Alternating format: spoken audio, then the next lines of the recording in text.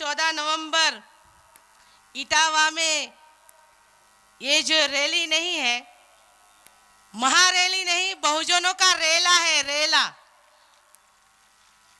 और यहाँ पर आज मैं आई हूँ और काफी दिनों से मैं यहाँ पर घूम रही हूँ, तो मैं एक वीरांगना को जरूर याद करना चाहूंगी। बिहड़ों में गूंजी थी वो बंदूक पुरानी थी, बिहड़ों में जो गूंजी थी वो बंदूक पुरानी थी, नाम उसका फूलन, वो चंबल की रानी थी। आज यहाँ पर बैठी हुई जितनी भी यहाँ पर बैठी हुई महिला है, उन सभी महिलाओं को मैं कहना चाहती हूँ कि बहुजन मुक्ति पार्टी आपके मान सम्मान हक अधिकार के लिए आपके साथ में खड़ी हुई है। और काशीराम जी ने कहा था कि हमें बैलेट से नहीं, हमें बैलेट से तो राज जीतना ही है, लेकिन कुछ 3.5% लोग लाठी और बंदूक से हम लोगों को डराएंगे, धमकाएंगे, इसीलिए हमें बैलेट के साथ साथ बुलेट की भी तैयारी रखनी पड़ेगी। तो ये जो हमें किसी बंदूक, हमें किसी हथियार की, किसी भी परमाणु बम की जरूरत नहीं है। हमारी महिलाएं परमाणु बम और बंदूक से कम नहीं है, कम नहीं है हमारी महिलाएं। हमारी महिलाएं चाहेगी उसकी सत्ता पलट देगी और जिसको चाहेगी उसको सत्ता पर लाकर रहेगी, लाकर रहेगी।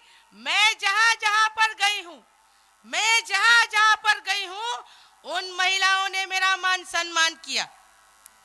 आज से 150 साल पहले, आज से 150 साल पहले माता फातिमा शेख और सावित्रीबाई फुले फील्ड में घूमती थी, और हम लोगों को लोग कहते हैं कि आपको मुस्लिम लोग क्या साथ सहयोग देंगे। अरे मैं उन कहने वालों को कहना चाहती हूँ, ये पूरा का पूरा मंच देखिए, मुस्लिम हमारा भाई है, मुस्लिम हमारा भाई है। और मेरी फातिमा शेख मेरे साथ में कदमों से कदम मिलाकर तबस्सुम निशा और अलकमा हाशमी घूमती थी, अलकमा हाशमी मेरे साथ में घूमती थी। जब भी एमपी आएगी तो पंचायती स्तर पर महिलाओं का एक पुलिस थाना होगा। बीजेपी की एक कार्यकर्ता कहती है कि 5 बजे के बाद में किसी भी महिलाओं को रात को या शाम को 5 बजे के बाद किसी पुलिस थाने में नहीं जाना चाहिए। उस बेबी रानी को, मौर्या को कहना चाहती हूँ कि बीजेपी के राज में तो ऐसा होता रहेगा, लेकिन हमारा राज आएगा, बीएमपी का राज आएगा, रात के 2 बजे होंगे या 3 बजे होंगे, हमारी महिला खुलेआम घूम सकेगी। समय बहुत ही कीमती है, हमें बहुत लोगों को भी सुनना है। मेरे भाइयों तथा बहनों, हमें काशीराम की राह पर चलना है। हमारी भारत के अंदर दिन ब दिन 3 मिनट के अंदर हमारी महिलाओं के साथ में बलात्कार होता है, अत्याचार होता है, अन्याय होता है। मनीषा वाल्मीकि के साथ में क्या हुआ? उसकी रीढ़ की हड्डी भी तोड़ दी, उसकी जीभ भी काट दी। लेकिन ये मोदी सरकार और योगी सरकार ने उसको सहयोग नहीं किया, लेकिन बीएमपी रोड पर उतरकर मनीषा को अभी तक उसको न्याय मिले उसका हम काम कर रहे हैं। कासगंज की घटना देखिए, वाल्मीकि समाज हो या कोई भी समाज हो, हमारा माइनॉरिटी का लोग भी अभी सुरक्षित नहीं है। एक नल के नीचे पुलिसों ने उसको जान से मार डाला। नल में कोई लटक के मर सकता है? नहीं मर सकता। हमारा युवा लोग खतरे में है, हमारा युवा खतरे में है। आप लोग कितने लोग आजाद होना चाहते हो? कितने लोग आजाद होना चाहते हो? आप चाचा, आप आजाद नहीं होना चाहते? आप सभी लोग आजाद होना चाहते हो ना? तो काशीराम ने कहा था, 1 वोट 1 नोट, 1 वोट 1 नोट। तो बहुजन मुक्ति पार्टी की मैं राष्ट्रीय महासचिव आपको कहना चाहती हूं कि महंगाई बहुत बढ़ चुकी है, महंगाई बहुत बढ़ चुकी है। इसीलिए आपको भी एक वोट और 10 का एक वोट, एक वोट, एक वोट 10 का नोट दोगे।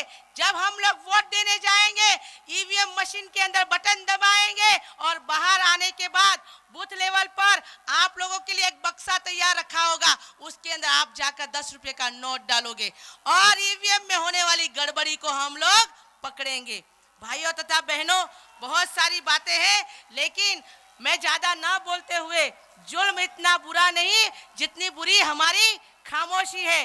बीजेपी को जैसे पेरियार स्वामी ने कहा था कि कांग्रेस को मैं दरिया में समुंदर में बहा दूंगा, समुंदर में बहा दूंगा, वैसे मैं निशा मेश्राम आप सभी को कहना चाहती हूं कि मैं बीजेपी को यहाँ पर इटावा में जितनी भी 5 नदियां हैं ना, उस 5 नदियों में बहा कर रहूंगी, तब तक दाम नहीं लूंगी। आप लोग भी हम बहुजन मुक्ति पार्टी को वोट दोगे, नोट दोगे और समर्थन भी दोगे। इतनी बात कहकर अपनी वाणी को विराम करती हूं। जय मूल निवासी, जय मूल निवासी।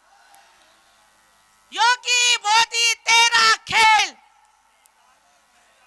सस्ती दारू महंगा तेल, नहीं चलेगा, नहीं चलेगा। अब तुम्हारा जोर नहीं चला। एक सही बात याद आई, अभी एक बात कहती हूँ।